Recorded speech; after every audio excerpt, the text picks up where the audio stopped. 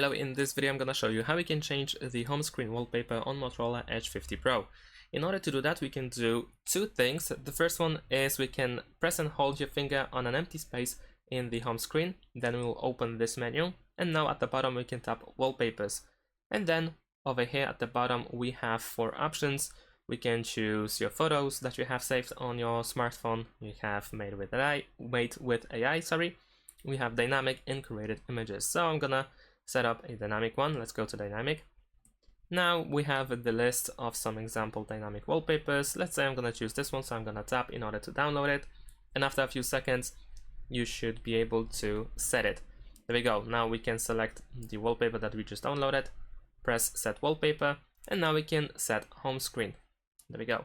And of course it works in a similar way with the created images, but in this case we have to tap over here, change wallpaper, and then we can switch to a different choose the category, and then we can select the image that we want to set. So let's say this one, then we can tap to confirm, and over here we have home screen.